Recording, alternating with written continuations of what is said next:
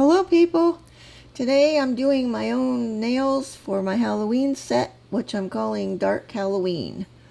This is the exact same set I did basically for St. Patrick's Day, except for now it's orange instead of green. Okay, we're going to start off with black.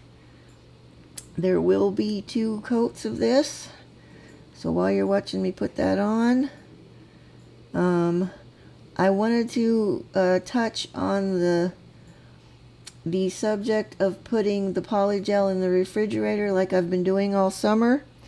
If you guys remember, I had a lot of breakage with my 4th of July set, and that's the first time I've started putting that in the fridge, so I thought, well, maybe that's the cold is affecting the integrity of the polygel.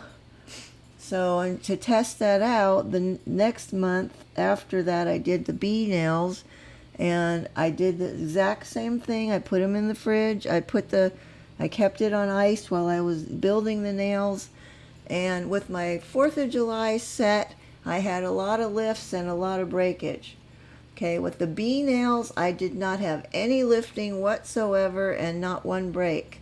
So then for my tiger set that I did after that, I did them exactly the same way and same thing. No lifts, no breakage. Well, I did have one breakage, but that was my own stupidity for that one. So I've come to the conclusion that putting it in the fridge did not affect the integrity of it at all, and I'm going to continue to do that when it's super hot. This last set that I just did, I have gone back to just using it straight out of the tube because we finally hit fall here, so it is cooled off. It's still in the mid-80s, but it's way cooler than it was. So this is what our fall weather is here. Also, you may note I have decided to see if I could handle having my nails just a little bit longer than what I've been wearing them.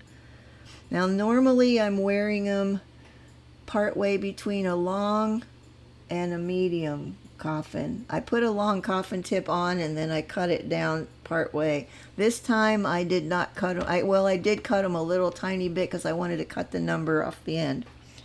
I'll come back to that in a minute. Anyway, we've moved on. We got our 2 coats of polish. Now we're not putting a top coat on it. We're just going to dab on the chrome powder. Obviously I'm using orange. In the middle of the nail, don't go all the way out to the edges. And you want it to be rough around the edges so it's going to kind of fade into the black. And I'm not rubbing it either. I'm just dabbing it on there because I'm not going for a mirror shine chrome. I'm just going for the chrome like just as it is, I guess. I guess you could call it a rough chrome. But that's what we're doing here. Okay, I did rub that one a little tiny bit. You're going to see me do both hands because this went really quick and easy, so there was no, I figured I may as well just leave the whole thing on the video. But as you can see, I'm just tapping it on. I'm leaving it rough. I'm not doing anything extra to it. One thing I like about this set, or this style of how to do these, is it's super easy, and you get a really nice look at the end. You get a lot of bang for your buck, at least I think so. And it's quick and easy, which is always a big bonus. Okay, we're almost done with this part, so I'm just going to wait to go back to, on the length of my nails, I decided I wanted to start wearing them a little longer, so just to see if I could handle it. So like I said, I just cut the tip off where the numbers were, because I don't like keeping the numbers underneath. I think that looks kind of tacky. So I accidentally cut my ring finger and my pinky to basically the same size I always wear them on my good hand. So if you'll notice the picture this time of my nails, the finished picture is going to be of my offhand because those are all of a uniform length like I would like them to be. So next time when I do them, I'm not even going to cut the numbers off. I'm going to leave that little bit on there, and I'm just going to file them off underneath so they're not on. But I wanted to see, so far I haven't injured myself. I have had to slow down because even with just that little bit of extra length on there, I am bumping them on things when I go to grab stuff like I normally would. So I have to slow down a little. But like I said, I haven't injured myself yet. I haven't poked myself in the eye or any crazy thing. So far so good. Haven't broken any. But now I'm just brushing off any loose chrome powder that may still be on there. And as I said, it's not going to be mirror shine. It's going to have a more glittery look to it when it's done. Okay, now this step here you might want to skip. If you want your color to be really bright in there, then skip this step. Otherwise, I wanted mine to be on the really dark side, so this is a sheer black that I'm putting over these, and that's going to tone them down a bit. You might not want to do this step, like I said, if you don't want them to be real dark. I've just been in a dark mood the last bit here, so, well, for a while actually, but lately. And then once we get that on there, and we're going to cure that, and it's back out. Now, next step is going to be jelly. I'm going to go over them again now with an orange jelly. Now this will give them a lot of depth and make them look kind of glass-like. Now if you hadn't put the sheer black on there, this is really going to brighten your color up and make it look really deep and have dimension to it. With the black, it's not as much. It's not as like, it's not as in your face. It's not as vivid, I guess is what I'm trying to say.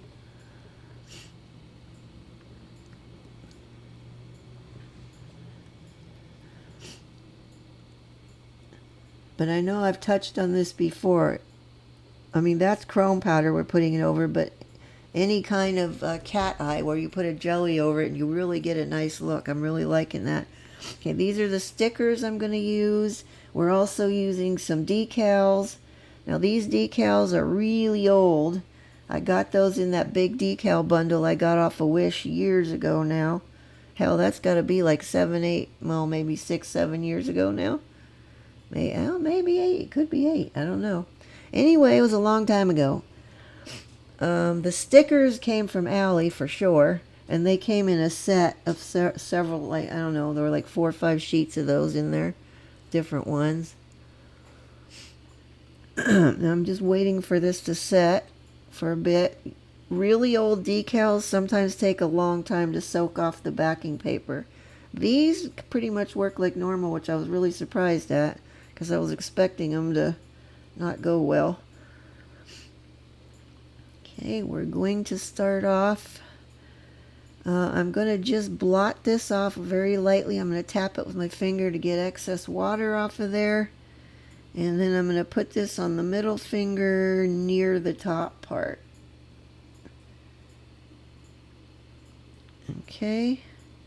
And I will wipe off any excess water now. And then we're going to move on to the cat, which is going on that same nail, only at the bottom part, or close to the bottom part. Now these are going to be hard to see on here because it is so dark, but that's what I was shooting for, so mission accomplished for a change.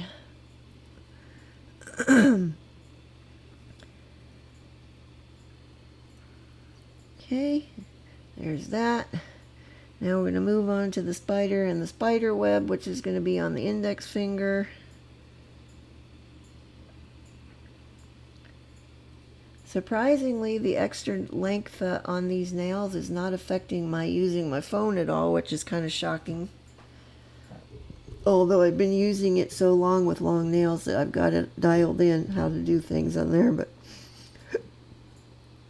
I really thought it was going to be a lot bigger of a change, but so far it's not affecting things that much for me. Which leads me to think that after I get used to these for a while, maybe I can go even longer. I should have posted at the end of this a picture of one of my nail sets when I was first starting out in nail art, so you could see how short I was wearing them then. Gradually over the years they've been getting slightly longer and longer. I don't think I'll ever get real long, you know, the extra long ones like people have, because I think that's too much for me. Okay, we're going to put this spider down at the bottom farther. Well, not all the way to the bottom, but mostly at the bottom. And then later on, one of the last things we do, we're going to go in and make the string where from the spider to the web. I had a little trouble getting this guy off of there because of it was a little too wet. There was too much water. He didn't want to get off of there. But eventually we got him off of there and onto the nail. There we go. And we'll add his string later. Now the rest of them on this hand are going to be stickers, so we're moving on to those. All of these stickers where you see white on here, that's glow-in-the-dark stuff, so that was just kind of an added bonus. I wasn't totally going for that, but kind of came out that way, which I really haven't played around with yet, so maybe tonight I'll see how it goes.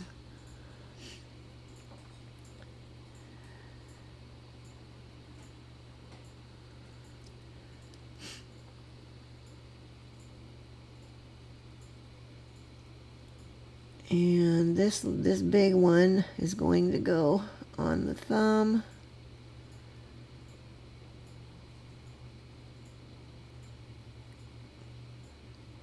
Now I did rip it off from that other part.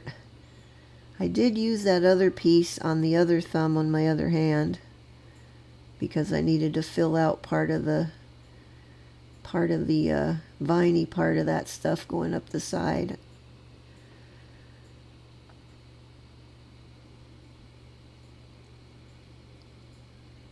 Alright, and we get them all pressed on there. And then I will do, I think I did the other hand off camera, because it's going to be basically the same. And there's where we are so far. Okay, now we're going to do the string on the spiders. I'm just going to use my striper brush, and I just loaded it up right off of the bottle brush. I didn't put it on the palette or anything, because all we need is 2 skinny little lines, and that's it. Just going from the web down to the spider. There's that one, and then we're going to do this one. So you can watch me awkwardly painting with my offhand now.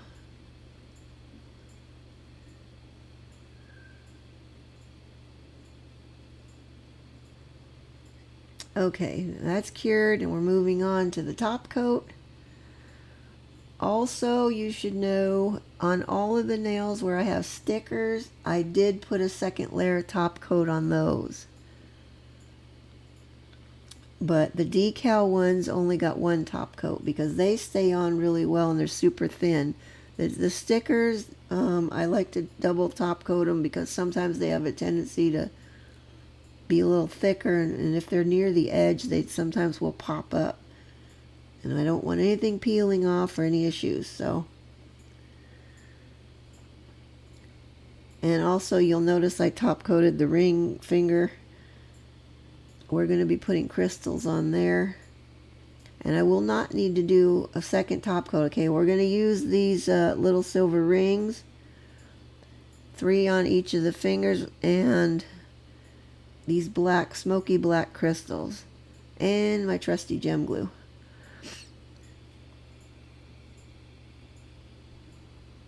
Okay, now as I started to say, I already top coated this one, and I actually managed to get these things on here without slopping glue everywhere, so I did not need to run another top coat down the sides of these embellished with the crystals, and they're just going to be on the ring fingers. That's it. I'm not going to get crazy with them. I know that's not like me, huh? I didn't want to do too much. I just wanted something as an accent nail. So then the crystals are going to go inside of these guys.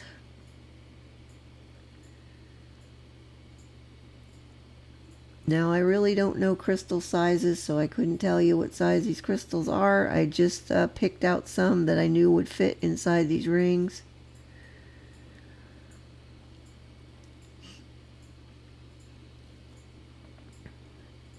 Now also, I wasn't sure if I was going to do anything else with these or if this was going to be all I was going to put on there. So once I get these three guys on here and get them lined up properly, I'm going to go ahead and cure those.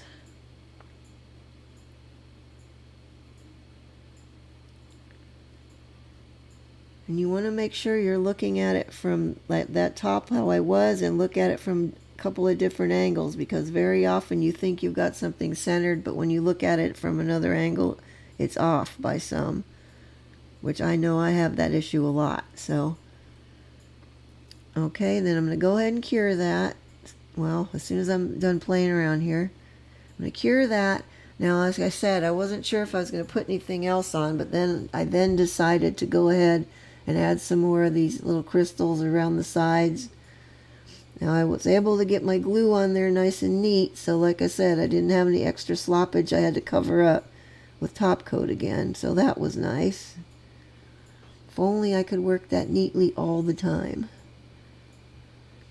Plus, having those center ones cured up, I was able to put these in and then shove them in there really nicely in those little, intersections of where they come together there. As I like to say, I like to tuck them in real nice and tight to the, like if I was doing caviar beads, that's where they would be going, it tucked in nice and tightly in between the stuff. And then we got one at the top, one at the bottom. And that's all we're going to do on them. I'm not going to get real crazy with them. Just make sure everything's there, everything's stuck down into the glue, and then it will go in for curing. And that'll be it.